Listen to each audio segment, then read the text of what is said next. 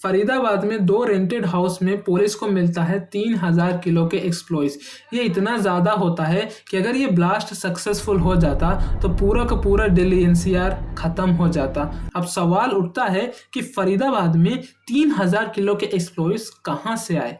देखो दोस्तों, ये पूरा मिशन फरीदाबाद से नहीं बल्कि कश्मीर से स्टार्ट होता है। श्रीनगर के नौगम एरिया में पुलिस को कुछ सस्पिशियस पोस्टर्स मिलते हैं।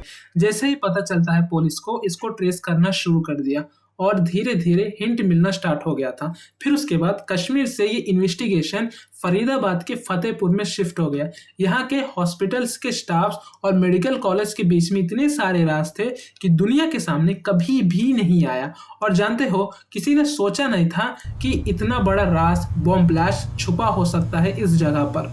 तो सवाल उठता है कि ये नेटवर्क्स और कहां कहां स्प्रेड है। यूपी के सहारनपुर में एक हॉस्पिटल है जिसका एम्प्लॉय डॉक्टर आदिल। पुलिस ने इसको अरेस्ट कर लिया क्योंकि इसके पास AK-47 होने के ट्रेसेस थे। और एक AF यूनिवर्सिटी का लेक्चरर था डॉक्टर मुजमिल। पुलिस ने इसको भी अरेस्ट कर लिया। इन दोनों को जेल में डाल दिया और इनसे पूछताछ की गई। और इनसे पूछताछ करने के बाद पता चलता है एक एड्रेस, जो एड्रेस फरीदाबाद के फतेहपुर में जो रेंटेड हाउस है वहां का है। और पुलिस को नहीं पता था कि वहां पर कोई ऐसा बॉम्ब ब्लास्ट छुपा हो सकता है करके। जब पुलिस ने घर के गेट को ओपन किया तो सब कुछ नॉर्मल था। और जैसे जैसे कदम रखते गया वहां पे कुछ केमिकल्स के स्मेल आने लग गए थे। और रूम इतना अंधेरा था कि वहां पे व्हाइट और ग्रे पैकेट्स नीचे पड़े हुए दिख रहे थे। जैसे ही पुलिस ने डोर को ओपन किया वहां पे 360 केजीज का अमोनियम नाइट्राइट्स मिला। फिर उसके बाद वायर्स, बैटरीज, फिर टाइमर्स, सब कुछ मिलता गया। जैसे जैसे एक रूम को ओपन किया गया वहां पे एक्सप्लोजिव्स मिलते गए। इस तरह से पहला रूम, दूसरा रूम, तीसरा रूम और तीनों रूम की क्वांटिटी टोटल 3000 एक्सप्लोजिव्स थी।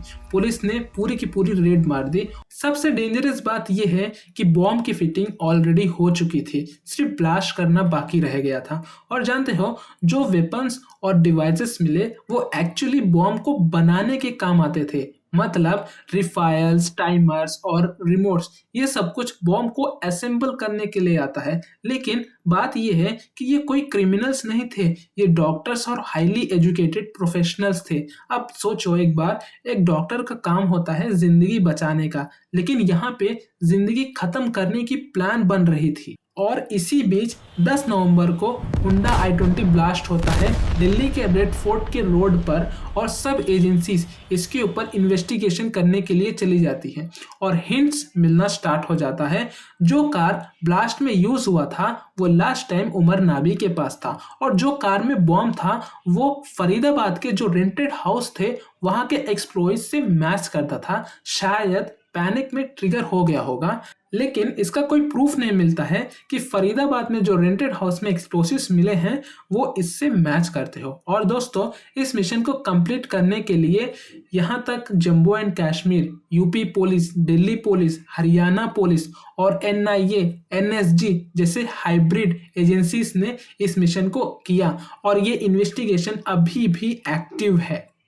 और सबसे बड़ा सवाल कि ये 3000 के एक्सप्लोइज इंडिया में आए कैसे। क्या बॉर्डर पे कोई लूप होल्स हैं या अंडरग्राउंड टनल, कोई नहीं जानता है। पुलवामा अटैक में तो 300 केजीज के एक्सप्लोइज बचे थे, लेकिन ये बढ़ के 3000 कैसे हुए कोई नहीं जानता है। इतनी टाइट सिक्योरिटी होने के बाद भी ये कैसे हो गया। दोस्तों, जो फरीदाबाद में एक्सप्लोइज हुए हैं वो कोई आम बात नहीं है, ये बड़ा वार्निंग भी हो सकता है। आपका क्या ख्याल है, कमेंट में मुझे जरूर बताना।